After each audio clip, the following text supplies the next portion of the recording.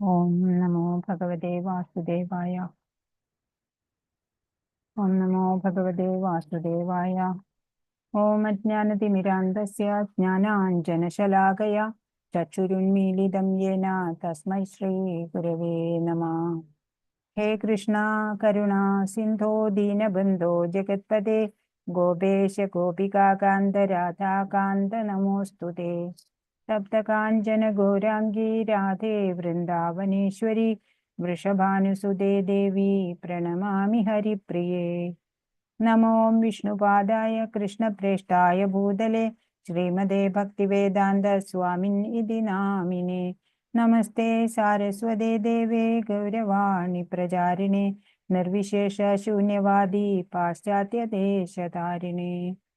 നമോ വിഷ്ണുപാദായ കൃഷ്ണപ്രേഷ്ഠായ ഭൂതലേ ശ്രീമതേ ജയപതാക സ്വാമിൻ ഇതി നാമിനേ. നമാചാര്യപാദായ നിതായ കൃപപ്രദായിനേ ഗൗരകഥാദാമദയാ നഗരഗ്രാമതാരിണേ. ജയ ശ്രീകൃഷ്ണ ചൈതന്യ പ്രഭു നിത്യാനന്ദ ശ്രീ അദ്വൈത ഗദാധര ശ്രീവാസാദി ഗൗരഭക്തവൃന്ദ. ഹരേ കൃഷ്ണ കൃഷ്ണ കൃഷ്ണ ഹരേ ഹരേ ഹരേ രാമ രാമ രാമ ഹരേ ഹരേ. ഹരേ കൃഷ്ണ കൃഷ്ണ കൃഷ്ണ ഹരേ ഹരേ ഹരേ രാമ രാമ രാമ ഹരേ ഹരേ. ശ്രീ ശ്രീ രാധാ ഗോവിന്ദ് കി ജയ്. ശ്രീല പ്രഭുപാദ് കി ജയ്. ഗുരു മഹാരാജ് കി ജയ്. ഹരേ കൃഷ്ണ. എല്ലാ ഭക്തർക്കും സ്വാഗതം. ഹരേ കൃഷ്ണ.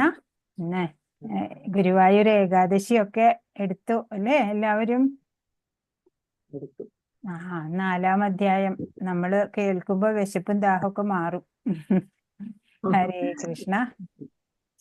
പിന്നെ നമ്മള് അപ്പൊ 3-ാമത്തെ അധ്യായം നമ്മൾ കണ്ടു കഴിഞ്ഞു.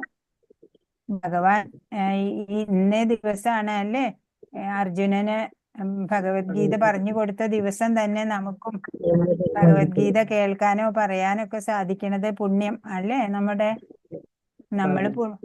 നമ്മളൊക്കെ പുണ്യാത്മാക്കള് തന്നെയാണ്. ഹരേ കൃഷ്ണ. ഈശ്വരൻ മാത്രമാണ് സത്യമായിട്ടുള്ളത്. മറ്റെല്ലാം ഈ പ്രപഞ്ചത്തില് വന്നു ചേരുന്ന വെറും ഇന്ദ്രജാല പ്രകടനങ്ങള് മാത്രാണ്. സ്വപ്നം സത്യമെന്ന് ധരിക്കില്ലേ? അതുപോലെ പ്രപഞ്ച ചൈതന്യമായിട്ടുള്ള ആ ഈശ്വരനാണ് ഓരോ ജീവികളിലും അന്തര്യാമിയായിട്ടുള്ളത്. ജനനം നമ്മുടെ നിയന്ത്രണത്തിലല്ല, മരണവും അങ്ങനെ തന്നെ. അപ്പൊ പിന്നെ അതിന് രണ്ടിനും നടുവിലുള്ള ജീവിതം നമ്മുടെ നിയന്ത്രണത്തിലാവോ? ഇല്ല അല്ലേ? അപ്പൊ അതിനായിട്ട് പല ഉപദേശങ്ങളും സന്ദേശങ്ങളും ഭഗവാൻ നമുക്ക് തരികയാണ് അല്ലേ? ഇപ്പൊ കർമ്മയോഗം എന്നുള്ള കല അത് അഭ്യസിക്കുക. കർമ്മം യജ്ഞമായിട്ട് ചെയ്യുക. ഫലേച്ഛയില്ലാതെ ഞാൻ ചെയ്യുന്നു എന്ന ഭാവത്തോടെ അല്ലാതെ ചെയ്യുക എന്ന് നമുക്ക് 3-ാം അധ്യായത്തിൽ പറഞ്ഞു തന്നു. പിന്നെ മനോനിയന്ത്രണം ഉണ്ടാവണം. അങ്ങനെ വരുമ്പോഴാണ് ചിത്തവൃത്തികളൊക്കെ കുറയുക. അപ്പോഴാണ് ആ അന്തര്യാമിയായിട്ടുള്ള ആ ഭഗവാനെ അറിയാൻ സാധിക്കുള്ളൂ. സ്വധർമ്മം എല്ലാവരും അനുഷ്ഠിക്കേണ്ടതാണ്. ആ സ്വധർമാനുഷ്ഠാനത്തിനെ എങ്ങനെ കർമ്മയോഗമാക്കാം എന്ന് നമ്മൾ മനസ്സിലാക്കണം. പിന്നെ ഇന്ദ്രിയാണി മനോബുദ്ധി രസ്യാധിഷ്ഠാനമുച്യതേ ഏതൈർവിമോഹയത്യേഷ ജ്ഞാനമാവൃത്യ ദേഹിനം. അപ്പൊ ജീവാത്മാവിന്റെ ശത്രു ആരാണ്? കാമം അല്ലേ? ആ കാമത്തിന്റെ ഇരിപ്പിടങ്ങളോ ഇന്ദ്രിയങ്ങള്, മനസ്സ്, ബുദ്ധി എന്നിവ. അവയിൽ കൂടിയാണ് കാമം യഥാർത്ഥ ജ്ഞാനത്തിനെയൊക്കെ എങ്ങനെ ആവരണം ചെയ്തിട്ട് ജീവസത്തയെ മോഹിപ്പിക്കണത്. ആവൃതം ജ്ഞാനമേതേന എന്ന് പറഞ്ഞു അല്ലേ? അപ്പൊ നമ്മള് ആ കാമത്തിനെയൊക്കെ ജയിക്കണം. എങ്ങനെയാ നമ്മള് ജ്ഞാനമാർജിക്കണം? അറിവ് നേടി ബുദ്ധിയെ പ്രബലമാക്കണം. പിന്നെ ABCD ഫോർമുല അറിയാമോ? എന്താണ് ABCD ഫോർമുല? ആരാ പറയാ? അറിയാമോ? ഞാൻ പറയാം. ഹരേ കൃഷ്ണ. കൃഷ്ണ അറിയാമോ? അറിയാം, പക്ഷെ എനിക്കത് ഫസ്റ്റ് വേർഡ് ഓർമ്മ വരുന്നില്ല. Okay okay. എ എന്ന് പറയണത് അസോസിയേഷൻ ഓഫ് ഡിവോട്ടീസ്, സത്സംഗം എന്നൊക്കെ പറയില്ലേ, സത്സംഗം. നമ്മൾ ഭക്തന്മാരുമായിട്ട് വേണം ഇടപഴകാൻ, കൂടുതലും ഭക്തരുടെ കൂടെ വസിക്കാൻ ശ്രമിക്കുക. എ എന്ന് പറഞ്ഞ അസോസിയേഷൻ ഓഫ് ഡിവോട്ടീസ്. ബി എന്ന് പറഞ്ഞാലോ ബുക്സ് തന്നെ. ബുക്സ്, പ്രഭുപാദ അനവധി ബുക്സ് എഴുതിയിട്ടുണ്ട് അല്ലേ. ശ്രീല രൂപ ഗോസ്വാമിയുടെ ബുക്സ് ഉണ്ട്, ഭക്തി രസാമൃത സിന്ധു, ഉപദേശാമൃതം, അങ്ങനെയുള്ള ബുക്സ് ഒക്കെ പഠിക്കുക. സി പറയുന്നത് അതെ അതെ, ചാൻഡിങ് ആണ്, നമുക്കറിയാം, ജപം ചെയ്യണം എന്നുള്ളത്. ഡി എന്ന് പറഞ്ഞാല് ഡയറ്റ് ആണ്. പ്രസാദമായിട്ട് ഭഗവാൻ ഓഫർ ചെയ്ത് അത് പ്രസാദമായിട്ട് വേണം നമ്മൾ കഴിക്കാൻ. ABCD ഫോർമുല, 4 യമനിയമങ്ങൾ പാലിക്കണം. ABCD formula. ഇത് അങ്ങനെയാണ് നമ്മുടെ ഒരു തപശ്ചര്യയോടെ, തപോനിഷ്ഠയോടെ നമ്മുടെ ജീവിതം കൊണ്ടുപോകാൻ ശ്രീല പ്രഭുപാദ് നമ്മൾക്ക് നിർദ്ദേശം തന്നിട്ടുള്ളതാണ്. അപ്പോ ആ അറിവ് നേടി ബുദ്ധിയെ പ്രബലമാക്കണം, എന്നിട്ട് നമ്മള് കാമത്തിനെ ജയിക്കണം. നമ്മുടെ ഈ ജ്ഞാനം ഉണ്ടല്ലോ, ഈ ജ്ഞാനത്തിനെ ആവരണം ചെയ്തിട്ടാണ് ഇപ്പൊ ഇരിക്കണത് കാമം. അത് പല വ്യത്യസ്ത സ്ട്രോങ് ആയിട്ട്, ചിലവർക്ക് വ്യത്യസ്ത രീതിയിലാണ് ആവരണം. ചിലവർക്ക് നല്ല സ്ട്രോങ് ആയിട്ട്, ചിലവർക്ക് ലൈറ്റ് ആയിട്ടേ ഉണ്ടാവുള്ളൂ. അപ്പൊ അതൊക്കെ നമ്മള് മാറ്റിക്കളയണം. അതിന് നമ്മള് എന്താ ചെയ്യണ്ടേ? ജപം ചെയ്യണം, പ്രസാദമായിട്ട് ആഹാരം കഴിക്കണം, സത്സംഗം വേണം അല്ലേ, ധാരാളം വായിക്കണം, അറിവ് നേടണം. അങ്ങനെ പിന്നെ ഭഗവാനെ കുറിച്ചുള്ള ജ്ഞാനം അതെങ്ങനെയാണ് നേടുക? എന്തെല്ലാം തരത്തിൽ ജ്ഞാനം നേടിയിരിക്കണം? അതൊക്കെ നമുക്ക് ഈ അധ്യായത്തിൽ കാണാം. അതീന്ദ്രിയ ജ്ഞാനം എന്നാണ് ഈ അധ്യായത്തിന്റെ പേര് അല്ലെ. ഈശ്വരനെയും ആത്മാവിനെയും അവ തമ്മിലുള്ള ബന്ധത്തെക്കുറിച്ചുമുള്ള ജ്ഞാനം, അത് നമ്മളെ ശുദ്ധീകരിക്കും. അതറിയുമ്പോൾ നമുക്ക് മോക്ഷം പ്രദാനം ചെയ്യുന്നതാണ്.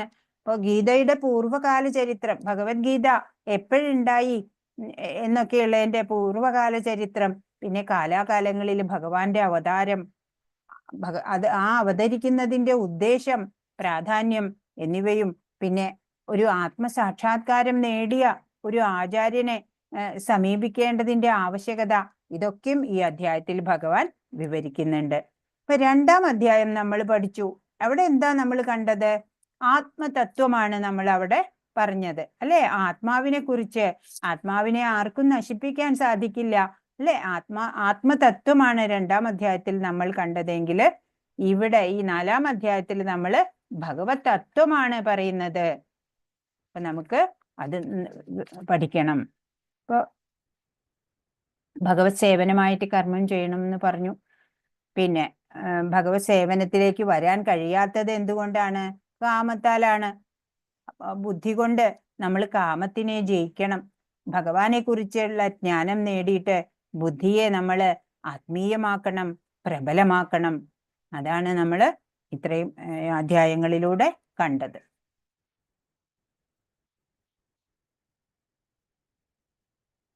ശ്രീ ശ്രീ രാധാ ഗോവിന്ദ് കി ജയ്. ഒന്നാമത്തെ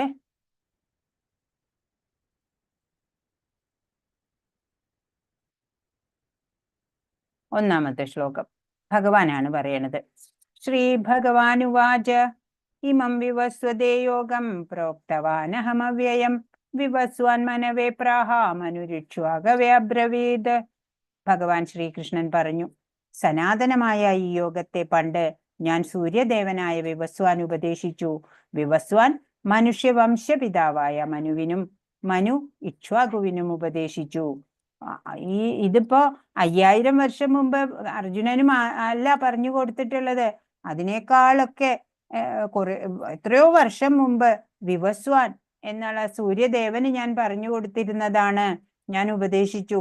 വിവസ്വാൻ പിന്നെ മനുഷ്യ വംശപിതാവായ മനുവിനും പിന്നെ മനു മകനായിട്ടുള്ള ഇക്ഷ്വാകുവിനും ഉപദേശിച്ചു എന്നാണ് ഭഗവാൻ ഇതിന്റെ ചരിത്രം പറയാണ് ഭഗവത്ഗീതയുടെ.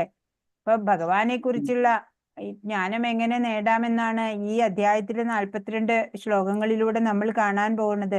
സ്മരണാതീത കാലം മുതൽക്കേ മനുഷ്യന് കൈവന്നിട്ടുള്ള വിശിഷ്ട ഗ്രന്ഥമാണ് ഈ ഭഗവത്ഗീത. ആർക്കെല്ലാമാണ് ഇത് ഉപദേശിക്കപ്പെട്ടത് എന്നുള്ള പൂർവ്വകാല ചരിത്രം ഇവിടെ പറയാണ്. ഭഗവാനുമായിട്ട് നമ്മള് ശാശ്വത ബന്ധം പുലർത്തി വന്നിരുന്നതാണ് നമ്മള്.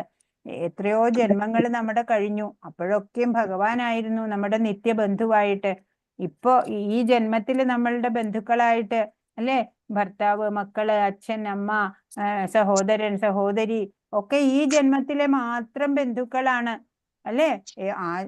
ആജന്മമായിട്ട് എത്രയോ ജന്മങ്ങളായിട്ട് നമ്മുടെ നിത്യബന്ധു ഭഗവാനാണ്. ഇടക്കാലത്ത് വെച്ച് നമ്മൾ അതൊക്കെ മറന്നുപോയിരിക്കണു. അത് നമുക്ക് റീഎസ്റ്റാബ്ലിഷ് ചെയ്യണം. എന്നാലേ നമുക്ക് ഈ ക്ലേശങ്ങളിൽ നിന്നൊക്കെ മുക്തി ഉണ്ടാവുള്ളൂ. അപ്പൊ ആധ്യാത്മിക ജ്ഞാനം വളർത്തിയെടുക്കാനാണ് ഈ മനുഷ്യ ജീവിതം. ഈ ജ്ഞാനം ജനങ്ങൾക്ക് പകർന്നു നൽകാൻ അന്നുണ്ടായിരുന്ന അന്നത്തെ രാജാക്കന്മാരൊക്കെ പ്രതിജ്ഞാബദ്ധരായിരുന്നു. ഭഗവത്ഗീതയില് അവര് നന്നായി അവര് ഋഷിമാരായിരുന്നു. വെറും രാജാക്കന്മാരെന്നല്ല അന്നത്തെ ആളുകളെ അന്നത്തെ രാജാക്കന്മാരെ പറയാ.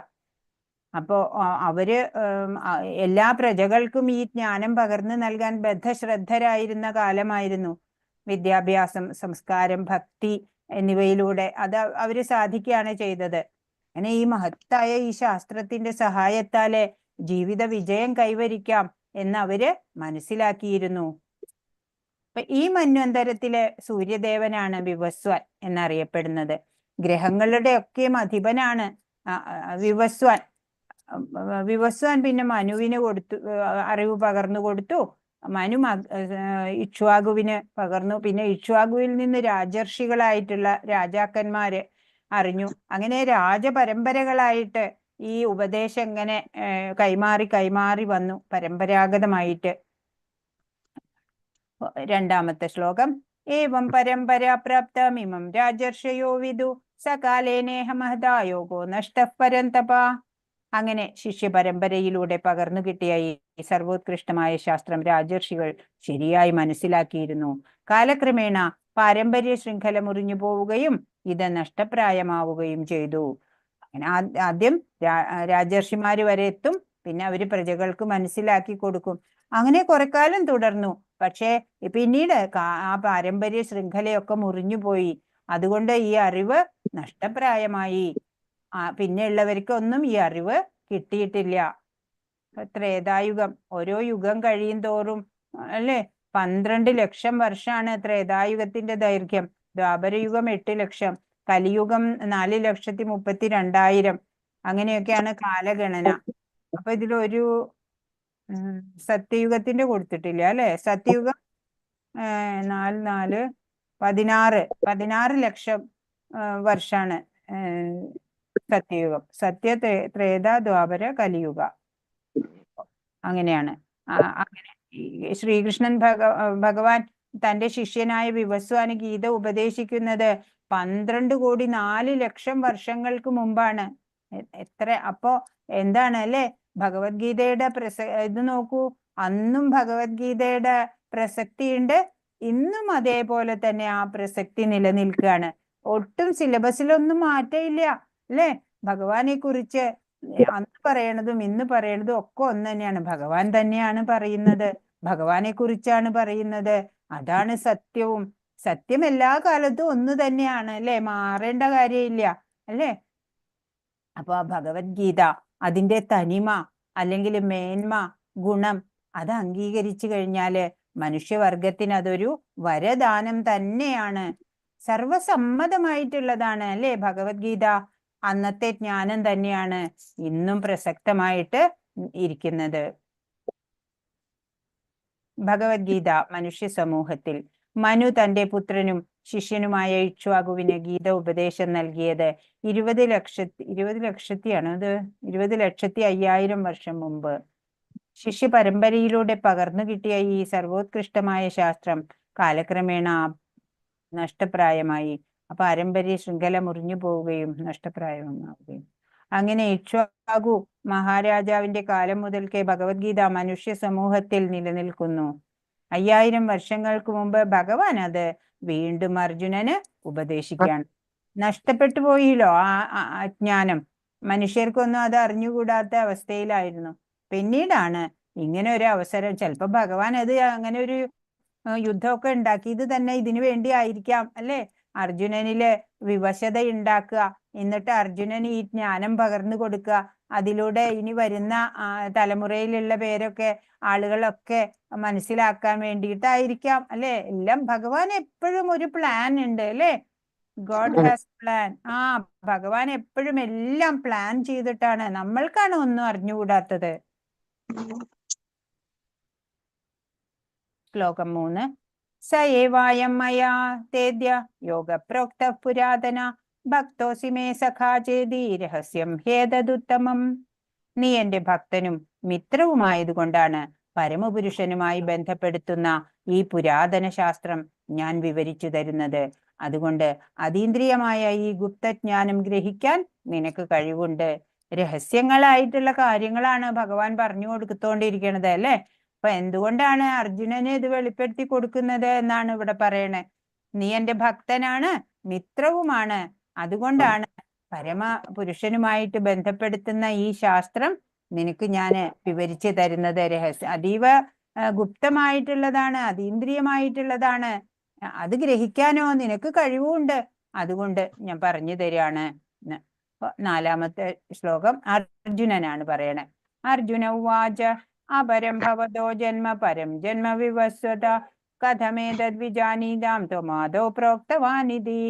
അപ്പൊ അർജുനൻ പറഞ്ഞു, വിവസ്വാൻ എന്നുള്ള ആ സൂര്യദേവൻ അങ്ങയേക്കാൾ വളരെ മുമ്പ് ജനിച്ചു എന്നിരിക്കെ അങ്ങ് അദ്ദേഹത്തിന് ഉപദേശം നൽകി എന്ന് പറയുന്നത് ഞാൻ എങ്ങനെ മനസ്സിലാക്കും?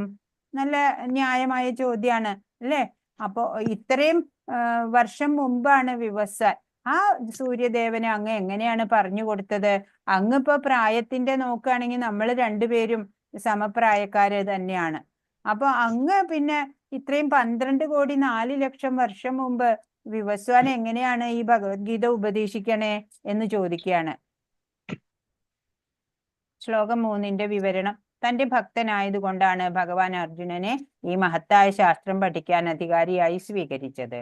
ഭക്തന്മാരുടെ വ്യാഖ്യാനം സത്യം വെളിവാക്കുന്നു, അസുരന്മാരുടേത് നിഷ്പ്രയോജനങ്ങളാണ്. അസുരന്മാരാകട്ടെ കൃഷ്ണനെ പറ്റി എന്തെല്ലാമോ കെട്ടിച്ചമയ്ക്കുകയും വായനക്കാരെ കൃഷ്ണന്റെ ഉപദേശങ്ങളിൽ നിന്ന് വഴിതെറ്റിക്കുകയും ചെയ്യുന്നു. അസുരന്മാരാകട്ടെ കൃഷ്ണനെ പറ്റി എന്തെല്ലാമോ കെട്ടിച്ചമയ്ക്കുകയും വായനക്കാരെ കൃഷ്ണന്റെ ഉപദേശങ്ങളിൽ നിന്ന് വഴിതെറ്റിക്കുകയും ചെയ്യുന്നു. അർജുനനിൽ നിന്ന് തുടങ്ങുന്ന ശിഷ്യ പരമ്പരയെ പിന്തുടരാൻ ശ്രമിക്കുകയും ഉത്കൃഷ്ടമായ ഈ ഭഗവത്ഗീതയിൽ നിന്നും പ്രയോജനം നേടുകയും ചെയ്യണം. ശ്ലോകം 4-ന്റെ വിവരണം എന്താണ്? സ്വയം ബോധ്യപ്പെടാൻ വേണ്ടിയല്ല അർജുനൻ ഇങ്ങനെ ചോദിക്കുന്നത്. ഭഗവാനിൽ വിശ്വാസമില്ലാത്തവർക്ക് കൃഷ്ണനെ പരമപുരുഷനായി ഭഗവാനായി സ്വീകരിക്കാൻ ഇഷ്ടപ്പെടാത്ത അസുരന്മാർക്ക് വേണ്ടിയാണ്. കൃഷ്ണനെ പറ്റി ഒന്നും അറിയാത്ത ഒരാളെ പോലെ അദ്ദേഹം ചോദിക്കുന്നത്. അർജുനനും നരനാരായണന്മാരാണ് അല്ലെ? കൃഷ്ണാർജുനന്മാര് ഒന്നും അറിയാത്ത അറിവില്ലാത്ത ആളൊന്നുമല്ല. പക്ഷെ ഇനി വരുന്ന തലമുറയ്ക്കും മറ്റുള്ള സാധാരണക്കാർക്കും ഒക്കെ അറിയട്ടെ എന്ന് വിചാരിച്ചിട്ടാണ് ഈ ചോദ്യം. അതിന്റെ ഉത്തരവും ഭഗവാൻ അങ്ങനെ തന്നെ പറയുന്നു. കൃഷ്ണൻ പരമദിവ്യോത്തമ പുരുഷനും എല്ലാത്തിന്റെയും ഉറവിടവും അതീന്ദ്രിയതയുടെ പരമകോടിയുമാണെന്ന് അർജുനന് വ്യക്തമായിട്ട് അറിയാമായിരുന്നു. ഒരു സാധാരണ മനുഷ്യന് മനസ്സിലാക്കാൻ പ്രയാസമുണ്ട്. ഈ പ്രശ്ന നിവൃത്തിക്കായി അതിനെക്കുറിച്ച് ആധികാരികമായി കൃഷ്ണനെ കൊണ്ട് തന്നെ പറയിക്കണമെന്ന് ഉദ്ദേശിച്ചാണ് അർജുനൻ ഇങ്ങനെ ചോദിച്ചത്.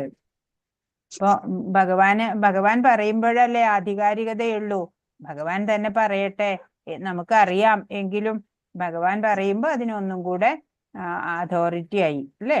കൃഷ്ണനെ ഒരു സാധാരണ മനുഷ്യനായി മാത്രം കരുതുന്നവരാണല്ലോ നിരീശ്വരവാദികൾ. അവരും അദ്ദേഹത്തിന്റെ അമാനുഷത്വം അംഗീകരിക്കപ്പെടും. ഭഗവാന്റെ ആ ശ്രേഷ്ഠത നമുക്കൊന്നും മനസ്സിലാക്കാൻ പറ്റുന്നതിലപ്പുറം ആണ് അല്ലെ? സർവശ്രേഷ്ഠനാണ് ഭഗവാൻ. കൃഷ്ണനെ ത്രിഗുണങ്ങൾക്ക് അധീനനായ വെറുമൊരു മനുഷ്യനായി കരുതുന്ന നിരീശ്വരരുടെ നിലപാടിനെ എതിർക്കാനുള്ള ഒരു ഉപായമാണ് ഭഗവത് ഭക്തനായ അർജുനന്റെ ഈ ചോദ്യം.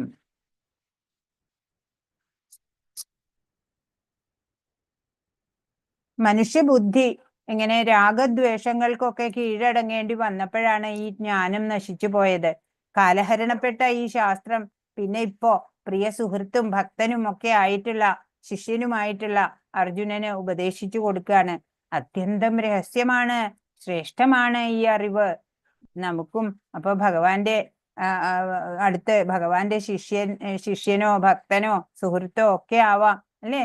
അർജുനനെ പോലെ ഗുണങ്ങളുള്ളവർക്കാണ് ഭഗവത്ഗീത ഗ്രഹിക്കാൻ എളുപ്പം ഉണ്ടാവുക എന്നാണ്. ഇപ്പൊ പുനർജന്മത്തെ കുറിച്ച് പറയുന്ന ശ്ലോകമാണ് അല്ലെ മുമ്പ് പറഞ്ഞത്. അർജുനനെ പോലുള്ള ഒരു ഭക്തന് ഭഗവാന്റെ അതീന്ദ്രിയതയെ കുറിച്ചൊക്കെ നന്നായിട്ട് അറിയാം, അറിയാതെയല്ല. കൃഷ്ണനെ വെറും ഒരു മനുഷ്യനായിട്ട് കാണുന്നവർക്ക്, അങ്ങനെയുള്ള നിരീശ്വരർക്ക് വേണ്ടി ചോദിച്ചതാണ്. അപ്പൊ അവിടെ ഭഗവാൻ ഉത്തരം പറയാണ്. ശ്രീ ഭഗവാനുവാച ബഹൂനി മേ വ്യതീതാനി ജന്മാനി തവ ചാർജുന താന്യഹം വേദ സർവാണി നത്വം വേത്ത പരം തപ. ശ്രീ ഭഗവാൻ പറഞ്ഞു, പരം തപ എന്ന് പറഞ്ഞ ശത്രുക്കളെ കീഴടക്കുന്നവനെ എന്നാണ്. എനിക്കും നിനക്കും എണ്ണമറ്റ ജന്മങ്ങൾ കഴിഞ്ഞു പോയിരിക്കുന്നു. എനിക്കതെല്ലാം ഓർമ്മിക്കാൻ സാധിക്കും, നിനക്ക് സാധ്യമല്ല. നമ്മൾ മനുഷ്യർക്ക് അല്പബുദ്ധികളാണ് അല്ലെ. നമുക്ക് കഴിഞ്ഞ മണിക്കൂറിൽ എന്താ നടന്നേ എന്ന് പോലും ഓർത്തെടുക്കാൻ പ്രയാസമാണ്. തലേന്ന് നടന്നത് അല്ലെങ്കിൽ കഴിഞ്ഞ ആഴ്ചയിൽ നടന്നത് ഒന്നും നമുക്ക് ഓർമ്മയില്ല. പിന്നെയുണ്ടോ പൂർവ്വ ജന്മങ്ങളിലെ കാര്യം നമുക്ക് ഓർക്കാൻ സാധിക്കണോ? പക്ഷെ ഭഗവാന് എത്ര കോടി ജന്മങ്ങളുടെ മുൻപുള്ള കാര്യവും ഓരോരുത്തരുടേതും ഭഗവാനെ അറിയാൻ സാധിക്കും.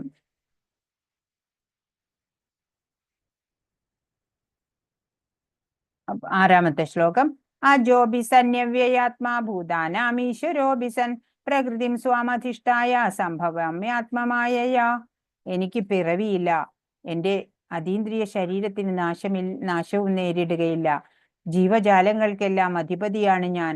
എന്നിരിക്കലും യുഗം തോറും എൻ്റെ ആദിമവും അതീന്ദ്രിയവുമായ രൂപത്തിൽ ഞാൻ അവതരിക്കുന്നു. പിറവിയില്ല ഭഗവാന്. ഭഗവാന്റെ ശരീരത്തിനോ നാശവും ഇല്ല. പക്ഷെ ജീവജാലങ്ങൾക്ക് അധിപതിയുമാണ് ഭഗവാൻ.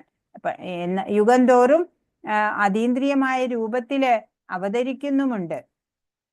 ജന്മമില്ല, പക്ഷെ ഭഗവാന് തോന്നുമ്പോഴ് ഭഗവാന്റെ മായയ്ക്ക് അധീനമായിട്ട് ഭഗവാൻ ഏത് രൂപം വേണമെങ്കിലും സ്വീകരിച്ച് അവതരിക്കാനുള്ള കഴിവുണ്ട്. ഭഗവാൻ എല്ലാ തരം കഴിവുമുണ്ട്.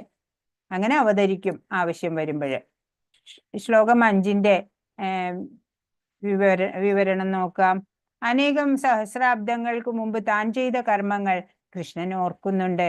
കൃഷ്ണനും അർജുനനും സ്വഭാവേന ശാശ്വതരാണെങ്കിലും അർജുനന് പൂർവജന്മ കർമ്മങ്ങൾ ഓർക്കാൻ സാധിക്കുന്നില്ല. ശരീരം മാറുന്നതോടുകൂടി ജീവാത്മാവിന് മുൻ ജന്മ സ്മരണകളും നഷ്ടപ്പെടുന്നു.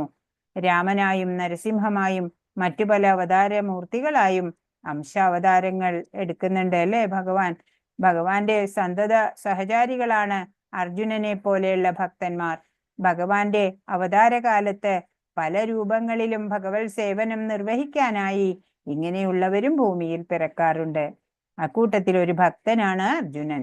അനേകായിരം കൊല്ലങ്ങൾക്കു മുമ്പ് ഭഗവാൻ വിവസ്വാൻ എന്ന സൂര്യദേവന് ഗീതോപദേശം ചെയ്യുമ്പോഴും അർജുനൻ മറ്റൊരു രൂപത്തിൽ സന്നിഹിതനായിരുന്നു എന്ന് ഈ ശ്ലോകത്തിൽ നിന്ന് മനസ്സിലാക്കാൻ പറ്റും.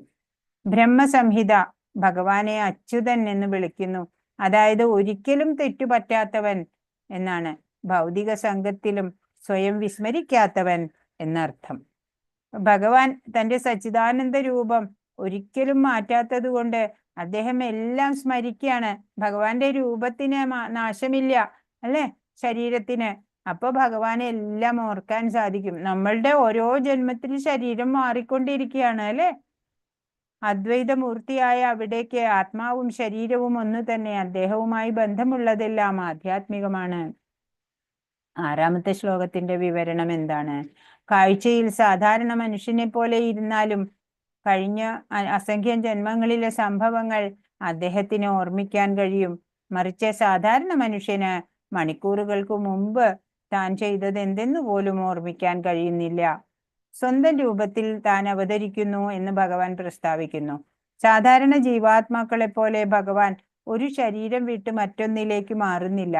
ബദ്ധരായ ജീവാത്മാക്കൾക്ക് ഈ ജന്മത്തിലുള്ള ശരീരമാവില്ല അടുത്ത ജന്മത്തിൽ. ഭൗതിക ലോകത്തിൽ ജീവന് സ്ഥിരമായൊരു ശരീരമില്ല.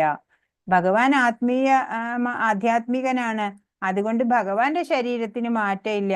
ശരീരവും ആത്മാവും ഒക്കെ ഒന്നാണ്. നമ്മൾ ഈ ഭൗതിക ജീവിതത്തിൽ വന്നാല് ആ ജീവന് സ്ഥിരമായിട്ടൊരു ശരീരമല്ല.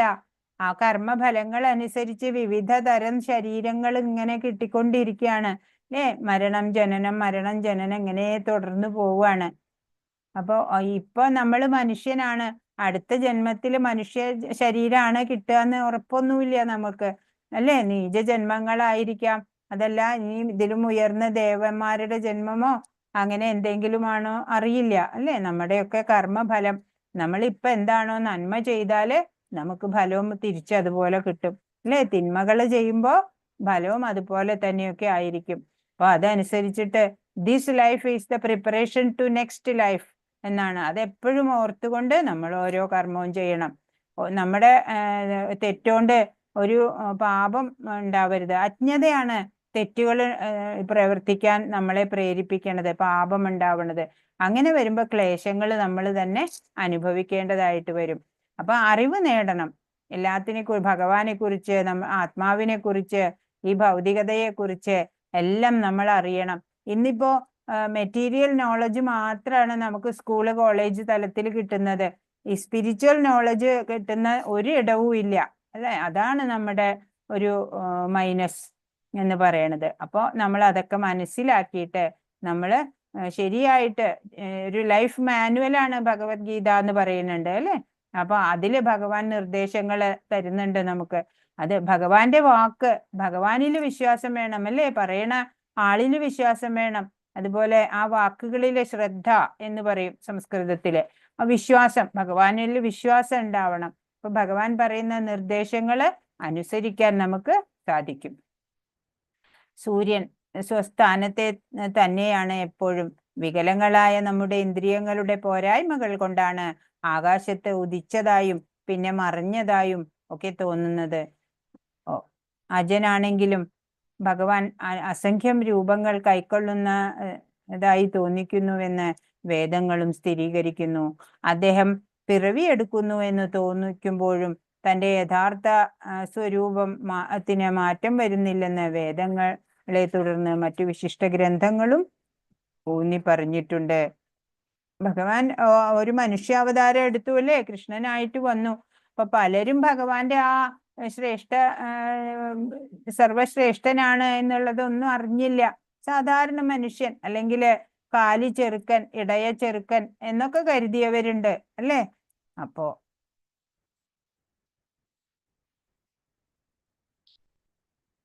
ശ്ലോകം 7. യഥാ യഥാ ഹി ധർമ്മസ്യ ഗ്ലാനിർഭവതി ഭാരത അഭ്യുത്ഥാനമധർമ്മസ്യ തദാത്മാനം സൃജാമ്യഹം. ഈ 7ഉം 8ഉം ശ്ലോകങ്ങള് എല്ലാവർക്കും അറിയുന്നതായിരിക്കും. വളരെ ഫേമസ് ആയിട്ടുള്ള ശ്ലോകങ്ങള്. എപ്പോൾ എവിടെ ധർമാചരണത്തിന് ക്ഷയം നേരിടുന്നുവോ എപ്പോൾ അധർമ്മം തഴച്ചു വളരുന്നുവോ അപ്പോഴെല്ലാം ഞാൻ അവതരിക്കുന്നു ഹേ ഭാരത എന്നാണ്. എപ്പോഴാണോ ധർമാചരണത്തിന് ക്ഷയം വരണത്, അധർമ്മം തഴച്ചു വളരണത്, അപ്പോഴൊക്കെ ഞാൻ അവതാരം എടുത്തു വരും എന്ന്.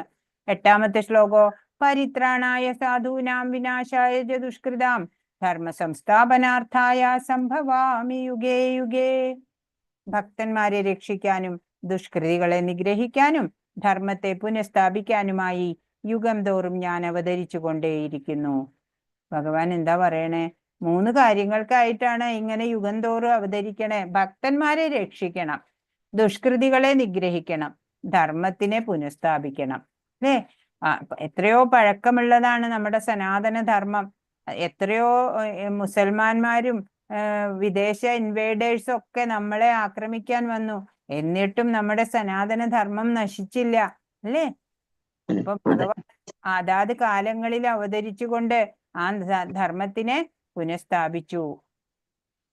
7ാമത്തെ ശ്ലോകത്തിന്റെ വിശദീകരണം നോക്കാം. യഥാർത്ഥ ധർമ്മത്തിന് ഹാനി തട്ടുകയോ അധർമ്മത്തിന് പ്രാബല്യം കൂടുകയോ ചെയ്യുന്ന സന്ദർഭങ്ങളിലെല്ലാം സ്വാഭീഷ്ടപ്രകാരം ഭഗവാൻ പ്രത്യക്ഷപ്പെടുന്നു. വേദോക്ത ആചാരങ്ങൾ ശരിക്ക് അനുഷ്ഠിക്കാതെ വരുമ്പോൾ മനുഷ്യർ അധർമ്മികളാവും. വേദങ്ങൾ ബ്രഹ്മാവിന് ഹൃദയത്തിൽ ഭഗവാൻ ഉപദേശിച്ചവയാണ്. അതുകൊണ്ട് ധർമ്മപ്രമാണങ്ങൾ ഭഗവത് ആജ്ഞകളാണ് എന്ന് വരുന്നു. മൃഗബലി ചെയ്യാമെന്ന് വേദവിധിയുണ്ട്. എന്നാൽ അസുര സ്വഭാവമുള്ളവർ വേദാനുസൃതങ്ങളായ നിബന്ധനകൾ അനുസരിക്കാതെയും ഇത് ചെയ്യാൻ തുടങ്ങി. ഈ അസംബന്ധം നിരോധിക്കാനും വൈദികമായ അഹിംസാധർമ്മം നിലനിർത്താനുമായി ശ്രീബുദ്ധൻ അവതരിച്ചു. അല്ലേ? അന്നൊക്കെ വേദവിധി ഉണ്ടെന്ന് മൃഗങ്ങളെയൊക്കെ ബലി കൊടുക്കാം, കൊന്നിട്ട് രക്തം കൊടുക്കുക, അങ്ങനെയൊക്കെ. അങ്ങനെ എല്ലാവരും പിന്നെ അത് ചെയ്യാൻ തുടങ്ങി. ഇത് നിരോധിക്കണം, അല്ലെ? അഹിംസ നിലനിർത്തണം. അതിനായിട്ടാണെന്ന് ശ്രീബുദ്ധൻ അവതരിച്ചത്. ജനങ്ങളെ ഈശ്വരാവബോധത്തിലേക്കും ധാർമ്മിക പ്രമാണങ്ങൾ അനുസരിക്കുന്നതിലേക്കും നയിക്കാൻ ചിലപ്പോൾ ഭഗവാൻ സ്വയം അവതരിക്കുന്നു. തന്റെ വിശ്വാസ്യനായ പ്രതിനിധിയെ ആയിരിക്കും ചിലപ്പോൾ അയക്കുന്നത്. ചിലപ്പോൾ അദ്ദേഹം യഥാർത്ഥ രൂപം മറച്ചു വെച്ചുകൊണ്ടും അവതരിക്കുന്നു. ഇപ്പോ നമ്മുടെ ആചാര്യനായിട്ടുള്ള പ്രഭുപാദിനെയൊക്കെ ഭഗവാൻ നേരിട്ട് അയച്ചതായിരിക്കാം, അല്ലെ? അല്ലെങ്കിൽ ഇത്ര കൃഷ്ണാവബോധം ഈ ലോകം ഒട്ടുക്കും പ്രചരിപ്പിക്കാൻ അദ്ദേഹത്തിന് ഒരു പ്രയാസവും ഉണ്ടായില്ല, അല്ലെ? എത്ര എത്ര ക്ഷേത്രങ്ങള്, എല്ലാം. ഭഗവാൻ കൃഷ്ണനെ കുറിച്ച് അറിയാത്ത നാടുകളില്ല, രാജ്യങ്ങളില്ല. ഇപ്പോ ഈവൻ ചൈനയിൽ പോലും എല്ലാവർക്കും ഭഗവാൻ കൃഷ്ണനെ ആരാണ് എന്നുള്ളത് അറിയാം. അവരൊക്കെ നമ്മളെക്കാൾ കൂടുതൽ അറിവ് നേടിക്കഴിഞ്ഞു ഭഗവാനെ കുറിച്ച്. നമ്മളാണ് ആദ്യം ഒരു കാലത്ത് വെച്ച് നമ്മള് തീരെ ആത്മീയത ഉണ്ടായിരുന്നില്ല ഒരാൾക്കും, അല്ലെ? ഇപ്പോഴാണ് കുറേശ്ശെയൊക്കെ അനക്കം വെച്ച് വന്നു തുടങ്ങിയത്. അന്നും നമ്മുടെ ഋഷി മുനിമാരൊക്കെ ഉണ്ടായിരുന്നു. അവരൊന്നും ഈ പ്രചാരം ഒന്നും നടത്താൻ ശ്രമിച്ചില്ല, അല്ലെ? അല്ലെങ്കിൽ നമ്മളൊക്കെ പണ്ടേ നമുക്കൊക്കെ ഈ അറിവുകളൊക്കെ നേടാമായിരുന്നു. ഇപ്പോഴും കുട്ടികളെയാണ് കൂടുതൽ നമ്മൾ ഈ ആത്മീയതയിലേക്ക് കൊണ്ടുവരേണ്ടത്. അവര് പഠിച്ചിരിക്കണം എല്ലാ കാര്യങ്ങളും. അർജുനനും അതുപോലെ ആത്മോത്കർഷം നേടിയവർക്കുമാണ് ഭഗവത്ഗീത തത്വങ്ങൾ ഉപദേശിക്കപ്പെട്ടിട്ടുള്ളത്. അവതാരങ്ങളുടെ ഉദ്ദേശം എല്ലായിടത്തും കൃഷ്ണാവബോധം പ്രചരിപ്പിക്കലാണ്. എന്തിനാ അവതരിക്കണത്? ഭഗവാനെ കുറിച്ച് അറിയിക്കാനാണ്. ശ്ലോകം 8 വിവരണം. പ്രത്യക്ഷത്തിൽ ധാർമ്മികനല്ലെങ്കിൽ കൂടി പരിപൂർണമായ കൃഷ്ണാവബോധം നേടിയിരുന്നാൽ അയാളെ സാധു എന്ന് പറയാം. ഭഗവാനെ കുറിച്ചുള്ള ജ്ഞാനം നേടിയ ആള് സന്യാസി, സാധു എന്നൊക്കെ പറയാം. അല്ലാണ്ട് ആള് കാട്ടില് പോവ് അല്ലെങ്കിൽ കാവി ഉടുക്ക് ഒന്നും ചെയ്തത് കൊണ്ടല്ല സാധു ആവുന്നത്. ദുഷ്കൃതാം എന്ന പദം കൃഷ്ണാവബോധത്തെ അവഗണിക്കുന്നവർക്ക് യോജിച്ചതാണ്. ദുഷ്കൃതികള്, അല്ലെ? അവർക്ക് ഭഗവാനെ അറിയാൻ ആഗ്രഹമില്ല. പഠിപ്പോ സംസ്കാരമോ ഇല്ലെന്നിരിക്കലും 100% കൃഷ്ണാവബോധം സിദ്ധിച്ച മനുഷ്യൻ സാധുവാണ്. കൂടുതൽ വേദങ്ങൾ പഠിക്കണ്ട, അല്ലെ? കൂടുതൽ വലിയ വലിയ കുലത്തിൽ ജനിക്കണ്ട, ഒന്നുമില്ലെങ്കിലും കൃഷ്ണാവബോധം സിദ്ധിച്ച ഒരു മനുഷ്യൻ സാധു തന്നെയാണ്, സന്യാസിയാണ്, യോഗിയാണ്. രാവണനെയും കംസനെയും എന്ന പോലെ അവരെ സംഹരിക്കാൻ ഭഗവാന് സ്വയം ആവിർഭവിക്കണമെന്നില്ല. അസുരന്മാരിൽ നിന്ന് എപ്പോഴും ഉപദ്രവമേൽക്കുന്ന തന്റെ ശുദ്ധഭക്തന്മാരെ സമാധാനിപ്പിക്കാൻ വേണ്ടിയാണ് വിശേഷിച്ചും ഭഗവാൻ അവതരിക്കുന്നത്. ഇപ്പോഴും തന്റെ ഭക്തന്മാരെ രക്ഷിക്കണം എന്ന് തോന്നുകയാണെങ്കിൽ ഭഗവാൻ അവതരിക്കുകയാണ് ഓരോരോ രൂപത്തില്. കൃഷ്ണൻ ജനിക്കുമെന്ന് കംസൻ അറിഞ്ഞതാണ് കാരണം. കംസനെ കൊല്ലാൻ എന്നതിനേക്കാൾ ദേവകിയെ മോചിപ്പിക്കുന്നതിനാണ് കൃഷ്ണൻ അവതരിച്ചത്. അങ്ങനെ 2 കാര്യവും നടന്നു. അതുകൊണ്ടാണ് ഭക്തരെ രക്ഷിക്കാനും അസുര സംഹാരത്തിനുമായി ഭഗവാൻ വിവിധങ്ങളായ അവതാരങ്ങൾ സ്വീകരിക്കുന്നു എന്ന് പ്രസ്താവിച്ചത്. 2ഉം നടക്കുന്നുണ്ട്, അല്ലെ? ഭക്തരെ രക്ഷിക്കുകയും ചെയ്യും, അസുരരെ സംഹരിക്കുകയും. അവതാരങ്ങൾ പല വിധത്തിലുണ്ട്. പുരുഷാവതാരങ്ങൾ, ഗുണാവതാരങ്ങൾ, ലീലാവതാരങ്ങൾ, ശക്തിയാവേശ അവതാരങ്ങൾ, മന്വന്തരാവതാരങ്ങള്, യുഗാവതാരങ്ങള്, അങ്ങനെ പലതരത്തില് അവതരിക്കും.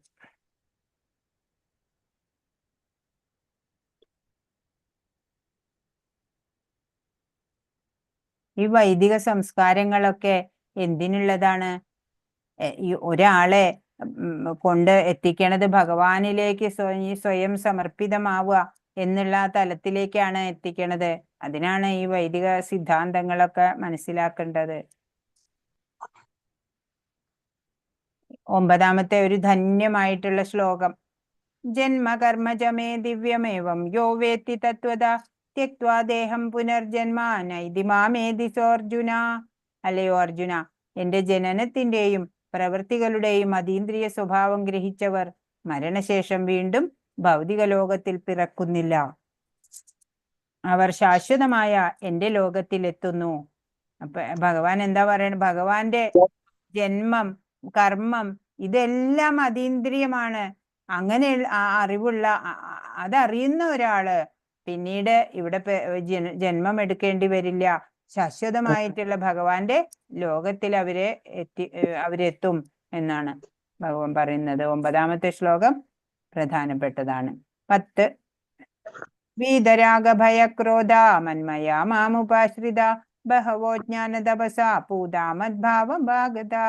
രാഗം, ഭയം, ക്രോധം എന്നിവയിൽ നിന്ന് മോചിതരായി എന്നിൽ തന്നെ മുഴുകി ശരണം പോകിയ അനേകം പേർ എന്നെ പറ്റിയുള്ള ജ്ഞാനത്താൽ ശുദ്ധീകൃതരായി എന്നിൽ ദിവ്യ പ്രേമബദ്ധരായിട്ടുണ്ട്.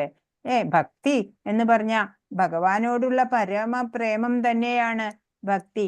അങ്ങനെ ഭഗവാനെ പറ്റിയിട്ട് അറിഞ്ഞിട്ട് കാമം, രാഗം, ഭയം, ക്രോധം എന്നിവയിൽ നിന്നൊക്കെ മോചിതരായിട്ട് ഭഗവാനെ തന്നെ ശരണം പ്രാപിച്ചവര് ഭഗവാന്റെ ജ്ഞാനം കൊണ്ട് തന്നെ ശുദ്ധീകൃതരാവും.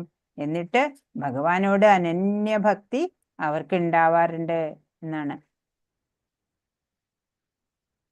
ഭഗവാൻ ജനിക്കുന്നില്ല, മരിക്കുന്നില്ല, അല്ലെ? സ്വന്തം പ്രകൃതിയെ ആശ്രയിച്ചിട്ട് സ്വന്തം മായാശക്തി കൊണ്ട് ഇങ്ങനെ അവതരിക്കുകയാണ് മാത്രം ചെയ്യണത്.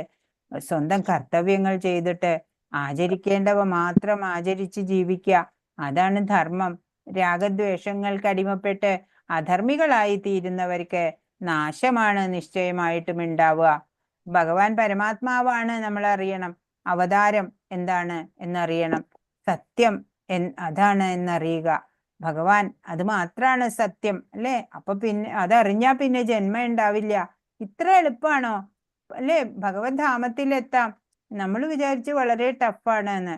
കലിയുഗത്തിൽ ആയുസ് കുറവാണ്, അതിനാലെ ഈ പ്രോസസ്സൊക്കെ വളരെ ഈസി ആക്കി ഭഗവാൻ. ഈ ഹരേർനാമ ഹരേർനാമ ഹരേർനാമൈവ കേവലം കലോർനാസ്തിയേവ നാസ്തിയേവ നാസ്തിയേവ ഗതിരന്യത. അപ്പൊ ഭഗവാൻ എന്ന് പറഞ്ഞാലും ഭഗവാന്റെ നാമം രണ്ടും ഒന്നാണ്. അപ്പൊ ഭഗവത് നാമങ്ങൾ ജപിക്കുക. നമ്മള് ജീവാത്മാവിന് ഭൗതിക ബന്ധനത്തിൽ നിന്നുള്ള ഈ മോചനം എളുപ്പത്തിൽ കിട്ടാവുന്നതല്ല. അവ്യക്തിഗതവാദികളും യോഗികളും അത്യന്തം ക്ലേശങ്ങൾ സഹിച്ച് അനേകം ജന്മങ്ങൾക്ക് ശേഷമാണ് മോക്ഷം നേടുന്നത്. അവരുടെ ആ മോക്ഷമാകട്ടെ ഭാഗികവുമത്രേ. ഭക്തരുടെ കാര്യമല്ല ഇവിടെ പറയണത്. ഭൗതിക പാണ്ഡിത്യം നേടിയവർക്കും സാമാന്യ തത്വചിന്തകർക്കും ഗ്രഹിക്കാവുന്നതല്ല ഈ സത്യം. ഇപ്പൊ ഭൗതികമായിട്ടുള്ള പാണ്ഡിത്യം നേടുക, അങ്ങനെയുള്ളവർക്കൊന്നും മനസ്സിലാവില്ല. വലിയ വലിയ തത്വചിന്തകരാണെന്ന് പറയുന്നവർക്കും അറിയില്ല. പിന്നെ ആർക്കേ അറിയുള്ളൂ? ഭഗവാന്റെ ഭക്തനാവണം, അവർക്കാണ് ജ്ഞാനം ഉണ്ടാവുക പെട്ടെന്ന്. പരമദിവ്യോത്തമ പുരുഷനായ ഭഗവാനെ അറിയുന്നത് കൊണ്ട് മാത്രം ജനന മരണങ്ങളിൽ നിന്ന് തികച്ചും മുക്തനാവാം. ഈ പൂർണ്ണത നേടാൻ മറ്റൊരു വഴിയില്ല. തേൻകുപ്പിയുടെ പുറം നക്കുന്നത് പോലെ ഭഗവത്ഗീതയെ ഭൗതികമായ പാണ്ഡിത്യം കൊണ്ട് വ്യാഖ്യാനിക്കുന്നവർക്ക് മോചനം ലഭിക്കില്ല. അത്തരക്കാർക്ക് ഈ ലോകത്തിൽ പ്രാധാന്യമേറിയ സ്ഥാനമാനങ്ങൾ ലഭിച്ചേക്കാം, എങ്കിലും അവർ മുക്തിക്ക് അർഹരാവണമെന്നില്ല. അപ്പോ ഭഗവാനെ കുറിച്ച് നല്ലതുപോലെ നമ്മൾ മനസ്സിലാക്കണം.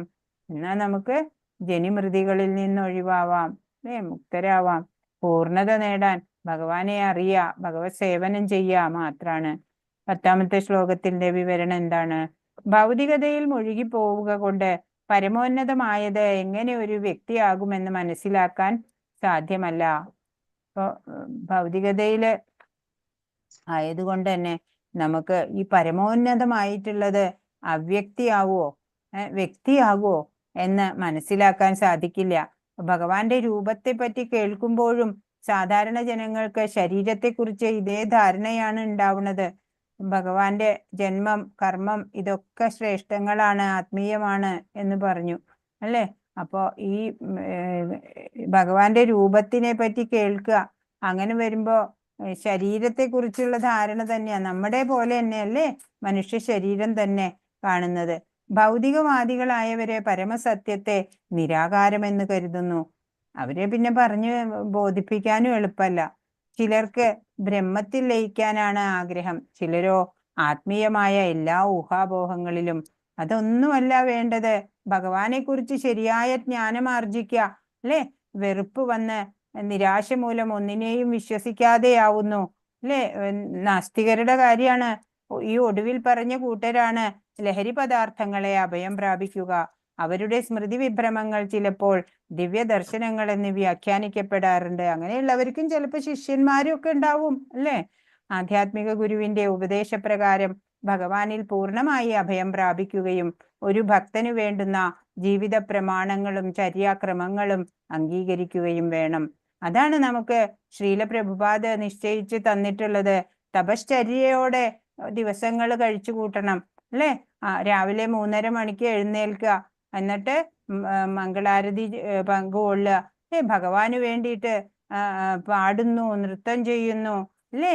എന്നിട്ട് ശാസ്ത്രജ്ഞാനം സമ്പാദിക്കുന്നു, പ്രസാദമായിട്ട് ഭക്ഷണം കഴിക്കുന്നു. അങ്ങനെ ഒരു ചര്യ നമ്മൾ വളർത്തിയെടുക്കുക. നമ്മുടെ ആത്മീയ ആചാര്യൻ തന്നു പോയിട്ടുണ്ട് നമുക്ക്. ശ്ലോകം 11. യേ യഥാ മാം പ്രപദ്യന്തേ താംസ്തഥൈവ ഭജാമ്യഹം മമവർത്മാനുവർത്തന്തേ മനുഷ്യാ പാർത്ഥ സർവശാ. എന്നിൽ ശരണം പ്രാപിക്കുന്നതനുസരിച്ച് ഏവർക്കും ഞാൻ തക്കതായ പ്രതിഫലം നൽകുന്നു. അല്ലയോ കുന്തിപുത്ര, എല്ലാവരും എല്ലാവിധത്തിലും എന്റെ മാർഗത്തെ പിന്തുടരുന്നു. യേ യഥാ മാം പ്രപദ്യന്തേ താംസ്തഥൈവ ഭജാമ്യഹം. എന്നെ എങ്ങനെയാണോ സമീപിക്കുന്നത് തദനുസൃതമായ അനുഗ്രഹം ഞാൻ അവർക്കും തിരിച്ചു കൊടുക്കുന്നു എന്നാണ് ഭഗവാൻ ഇവിടെ പറയുന്നത്. തക്കതായ പ്രതിഫലം ഞാൻ നൽകുന്നു അവർക്ക്. ഭഗവാനെ നമ്മൾ എങ്ങനെ സമീപിക്കണോ അതേ തോതില് അത്രയും ഗാഠമായിട്ട് ഭഗവാനെ നിശ്ചയദാർഢ്യത്തോടെ ഭഗവാന് വേണ്ടിയിട്ട് നിലകൊള്ളുന്നു എന്നുണ്ടെങ്കിൽ ഭഗവാനും അതുപോലെ തന്നെയായിരിക്കും നമ്മളോട് സമീപനം. അപ്പോ എല്ലാ വിധത്തിലും അങ്ങനെയുള്ളവരെ ഭക്തരെ എന്റെ മാർഗത്തെ പിന്തുടരും എന്നാണ്. 12ാമത്തെ ശ്ലോകം. കാക്ഷന്ത കർമ്മണാം സിദ്ധിം യജന്ത ഇഹ ദേവത ക്ഷിപ്രം ഹി മാനുഷേ ലോകേ സിദ്ധിർഭവതി കർമ്മജ.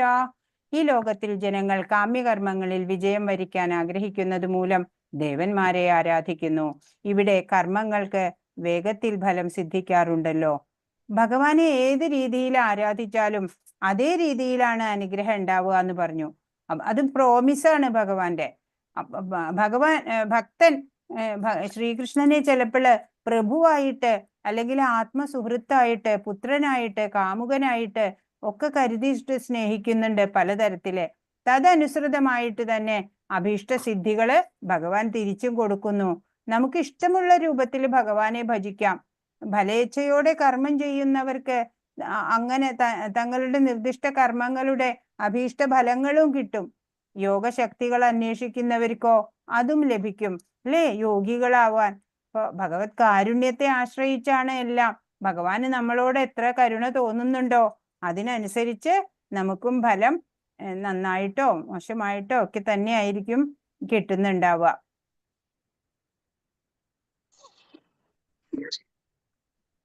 അപ്പോ നമ്മുടെ ഇന്ന് ഗുരുവായൂർ ഏകാദശി അല്ലേ. ഗുരുവായൂരപ്പന്റെ ഉത്തമ ഭക്തനായിരുന്ന അല്ലേ പൂന്താനം. നമുക്കറിയാം പൂന്താനത്തെ കുറിച്ച് അനവധി കഥകളുണ്ട്. കഥയല്ല, അത് നടന്ന സംഭവങ്ങള് നമുക്ക് പലതും അറിയാം. അപ്പോ ഈ പൂന്താനം നമ്പൂതിരിയും അതുപോലെ മേൽപ്പത്തൂര് നാരായണ ഭട്ടതിരിയും ഒക്കെ സമകാലികരായിരുന്നു. അവര് ഭട്ടതിരിപ്പാട് നാരായണ ഭട്ടതിരിപ്പാട് ഗുരുവായൂരില് നാരായണീയം രചിക്കുന്ന കാലം. പൂന്താനം ഉത്തമ ഭക്തനാണ് ഭഗവാന്റെ അല്ലേ. അദ്ദേഹം വളരെ കാലത്തെ അനപത്യത്തിനു ശേഷം അദ്ദേഹത്തിന് ഒരു മകൻ ഉണ്ടാവുകയാണ്. ആ മകനോ അന്നപ്രാശത്തിന്റെ അന്ന് തന്നെ കുഞ്ഞു മരിക്കുകയാണ്. അപ്പൊ വിഷമം ഉണ്ടാവും അല്ലേ, സഹിക്കാൻ പറ്റണില്ല പൂന്താനം. അങ്ങനെ അദ്ദേഹം കുറെ വിഷമിച്ചു. പിന്നീട് അദ്ദേഹം ആ ഭഗവാന്റെ ആ പാദങ്ങളിൽ തന്നെ മുറുകെ പിടിച്ചു. അങ്ങനെ കുറെ രചനകളൊക്കെ അദ്ദേഹത്തിൽ നിന്ന് വന്നു. സന്താന ഗോപാലം, ശ്രീകൃഷ്ണ കർണാമൃതം, അങ്ങനെയൊക്കെ. അങ്ങനെ പലതും, ജ്ഞാനപ്പാനയൊക്കെ അദ്ദേഹമാണ് രചിച്ചിട്ടുള്ളത്. അങ്ങനെ ഒരിക്കല് മനസ്സിലായില്ലോ, ഈ ഭട്ടതിരിപ്പാട് വലിയ ജ്ഞാനിയാണ്, സംസ്കൃത പണ്ഡിതനാണ്. എന്നാ എന്റെ കൃതി ഒന്ന് കൊണ്ടേ കൊടുക്കാം, അദ്ദേഹം അതിൽ തെറ്റുകൾ ഉണ്ടെങ്കിൽ തിരുത്തി തരട്ടെ, ഞാൻ അത്ര അറിവൊന്നും ഉള്ള ആളല്ല എന്ന് പറഞ്ഞ് പൂന്താനം കൊണ്ടേ കൊടുത്തു. അപ്പോഴത് ഒറ്റ നോട്ടം നോക്കിയിട്ട് മേൽപ്പത്തൂര് പറയാണ്, അങ്ങയുടെ കൃതിയില് വിഭക്തി ഇല്ല, അതുകൊണ്ട് ഇത് ശരിയാവില്ല എന്ന് പറഞ്ഞ് മടക്കി കൊടുക്കാണ്. അങ്ങനെ മാറി. വാതരോഗം ഉണ്ടായിരുന്നു അല്ലേ മേൽപ്പത്തൂരിന്, നാരായണ ഭട്ടതിരിക്ക്. അതൊക്കെ മാറി വന്നിരുന്ന വേളയില് ആണ് അങ്ങനെ ഈ സംഭവത്തെ തുടർന്ന് അദ്ദേഹത്തിന് കൈകാലൊന്നും അനക്കാൻ വയ്യാതായി, വാതരോഗം മൂർച്ഛിച്ചു. അതുപോലെ സ്വപ്നത്തില് ശരീരി ഉണ്ടായി. പറഞ്ഞു, നിന്റെ വിഭക്തിയേക്കാളും എനിക്കിഷ്ടം പൂന്താനത്തിന്റെ ഭക്തിയാണ് എന്ന്. അപ്പോ ഭഗവാൻ ആ ഭക്തന് വേണ്ടി അശരീരിയായിട്ട് അവിടെ വന്നു അല്ലേ. ആ ഭക്തനെ വേദനിപ്പിച്ചതിന് ആ മേൽപ്പത്തൂർ നാരായണ ഭട്ടതിരിക്ക് അല്ലേ അതിനുള്ള ആ ദേഹാസ്വാസ്ഥ്യങ്ങളൊക്കെ അനുഭവപ്പെട്ടു. തെറ്റ് മനസ്സിലായി. അദ്ദേഹം പൂന്താനത്തിന്റെ അടുത്ത് ചെന്ന് ക്ഷമ ചോദിച്ചു അല്ലേ. പിന്നീട് അനേകം കൃതികള് പൂന്താനം നമുക്ക് തന്നു അല്ലേ. ആ ഭഗവാന്റെ ആ ഗുരുവായൂരപ്പന്റെ പ്രധാന ദിവസമായ ഇന്ന് നമ്മൾ ആ രണ്ട് ഉത്തമ ഭക്തന്മാരെയും ഒന്ന് സ്മരിച്ച് കടന്നു പോവാ മാത്രം. 12ാമത്തെ ശ്ലോകം. കാക്ഷന്ത കർമ്മണാം സിദ്ധിം യജന്ത ഹ്യ ദേവത. ഇത് നമ്മൾ പറഞ്ഞതാണ് അല്ലേ. ഹരേ കൃഷ്ണ. അപ്പൊ അതിന്റെ വിവരണം പറയാം. 11ാമത്തെ ശ്ലോകത്തിന്റെ വിവരണം എന്താണ്? കൃഷ്ണനെ സമഗ്രമായി സാക്ഷാത്കരിക്കുന്നത് തികഞ്ഞ ഭക്തന്മാർ മാത്രമാണ്. ഏവരുടെയും സാക്ഷാത്കാര ലക്ഷ്യം കൃഷ്ണനാണ്. ആരുടെ? ഭക്തന്മാരാണ് ഭഗവാൻ കൃഷ്ണനായി ഇട്ട് സാക്ഷാത്കരിക്കുന്നത്. അല്ലാത്തവര് കുറച്ചറിവുള്ളവര് ബ്രഹ്മമായിട്ട് അല്ലേ, പിന്നെ കുറച്ചുകൂടെ അറിയുമ്പോ പരമാത്മാവായിട്ട്, പിന്നെ കുറച്ച് നല്ല പോലെ അറിയുമ്പോഴാണ് ഭഗവാൻ കൃഷ്ണൻ അല്ലേ, ശ്യാമസുന്ദര രൂപത്തിലുള്ള ആ ഭഗവാൻ കൃഷ്ണനെ അറിയുന്നത്. ബ്രഹ്മേതി പരമാത്മേതി ഭഗവാൻ ഇതി ശബ്ദതേ എന്നാണ്. അപ്പൊ ഒരു ഭക്തൻ കൃഷ്ണനെ ശ്രേഷ്ഠനായ പ്രഭുവായും മറ്റൊരാൾ ആത്മസുഹൃത്തായും വേറൊരാൾ പുത്രൻ എന്ന നിലയിലും ഇനിയൊരാൾ കാമുകനായും കരുതി സ്നേഹിച്ചേക്കാം. താന്താങ്ങളുടെ കൃഷ്ണനോടുള്ള പ്രേമ തീക്ഷ്ണതയ്ക്കനുസരിച്ച് ഈ ഭക്തന്മാർക്കെല്ലാം തുല്യമായി അദ്ദേഹം അഭീഷ്ടസിദ്ധി അരുളുന്നു. ഭഗവത് വ്യക്തിത്വത്തെ അംഗീകരിക്കാൻ അവ്യക്തിഗതവാദികൾക്കാവില്ല. അതുകൊണ്ട് സ്വന്തം വ്യക്തിത്വം നശിപ്പിച്ച അവർക്ക് അതീന്ദ്രിയമായ ഭഗവത് സേവനത്തിലെ ആനന്ദം ആസ്വദിക്കാൻ സാധിക്കില്ല. തീവ്രമായ ഭക്തിയോടെ കൃഷ്ണാവബോധത്തിൽ എത്തിക്കുന്ന പരിപൂർണത നേടാൻ വേണ്ടി പരമപുരുഷനായ ശ്രീകൃഷ്ണ ഭഗവാനെ ആരാധിക്കുകയാണ് നമ്മൾ വേണ്ടത്. 12 എന്താ പറയണേ? ദേവന്മാർ ഭഗവാന്റെ വിവിധ രൂപങ്ങളല്ല, അവർ അദ്ദേഹത്തിന്റെ അംശങ്ങളാണ് അല്ലേ. ഒരു കമ്പനിയിൽ സിഇഒ ഉണ്ടാവും അല്ലേ. ആ സിഇഒയുടെ കീഴില് ഓരോ ഡിപ്പാർട്ട്മെന്റിലും ജോലിക്കാരുണ്ടാവും അല്ലേ. ടെക്നിക്കൽ, ഫൈനാൻഷ്യൽ അല്ലെ, ഫൈനാൻസ് നോക്കാൻ, ഇന്റേണൽ കാര്യങ്ങൾ നോക്കാനൊക്കെ. അപ്പോൾ അതുപോലെ ഭഗവാന്റെ കീഴില് ഉള്ള ആൾക്കാരാണ് ഈ ദേവന്മാരൊക്കെ. അതായത് ഇപ്പോ ഫൈനാൻസ് ആരാ നോക്കണേ? ഹോം അഫയേഴ്സ് ഒക്കെ ദുർഗാദേവിയാണ് ഇവിടെ അല്ലേ. അതുപോലെ ഫൈനാൻസ് നോക്കണത് ആരാ? കുബേരനാണ് അല്ലേ. അതേപോലെ എഡ്യൂക്കേഷൻ മിനിസ്റ്റർ ആരാ? സരസ്വതി ദേവിയാണ്. അതേപോലെയുള്ള ആ ഭഗവത് അംശങ്ങളാണ് ദേവകളൊക്കെ.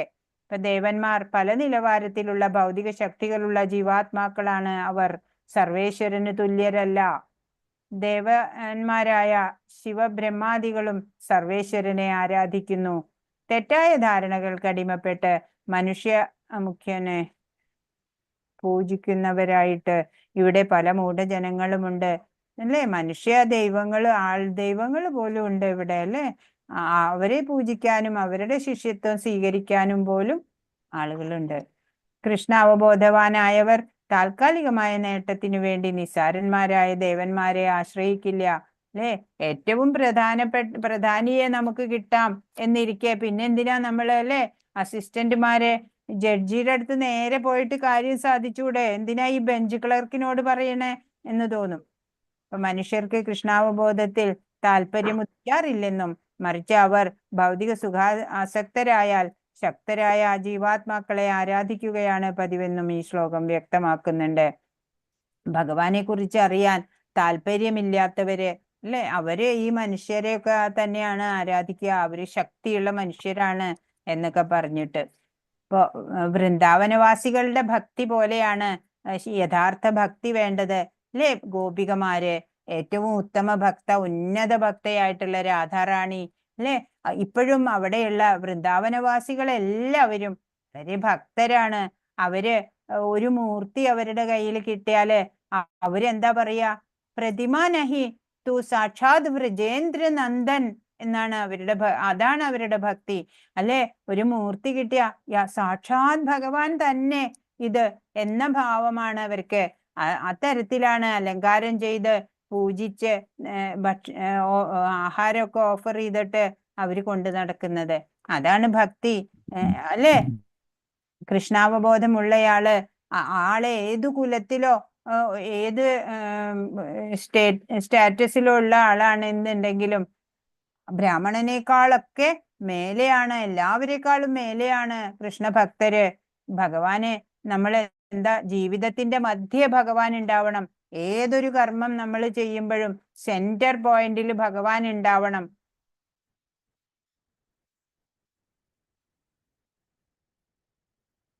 പതിമൂന്ന്, ചാതുർവർണ്ണ്യം മയാ സൃഷ്ടം ഗുണകർമ്മ വിഭാഗശ തസ്യ കർത്താരമഭിമാം വിദ്യകർത്താരമവ്യയം. പ്രകൃതി സഹജങ്ങളായ 3 ഗുണങ്ങളെയും തദനുസൃതങ്ങളായ കർമ്മങ്ങളെയും മുൻനിർത്തിക്കൊണ്ട് മനുഷ്യ സമൂഹത്തിന്റെ 4 വർണ്ണങ്ങൾ ഞാൻ സൃഷ്ടിച്ചു. ഈ വിഭാഗങ്ങളെ സൃഷ്ടിച്ചു എന്നിരിക്കലും അവ്യയനായ ഞാനല്ല അതിന്റെ കർത്താവ് എന്നറിയുക. അപ്പൊ എന്തൊക്കെ നോക്കിയിട്ടാണ് 4 ഭാഗമായിട്ട് തിരിച്ചിരിക്കുന്നത്? പ്രകൃതി സഹജങ്ങളായ 3 ഗുണങ്ങള്, സത്വം രജസ് തമസ് നമുക്കറിയാം.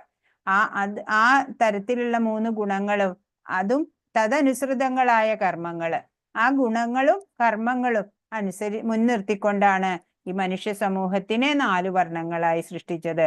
വിഭാഗങ്ങളെ സൃഷ്ടിച്ചു എന്നുണ്ടെങ്കിലും ഞാൻ അതില് ഒന്നും കർത്താവ്, അതിന് കർത്താവാണ് ഞാൻ, എന്നാലും ഞാൻ അവ്യയനാണ്, അതിലൊന്നും എനിക്ക് ഭാഗമില്ല എന്നാണ് ഭഗവാൻ പറയണത്.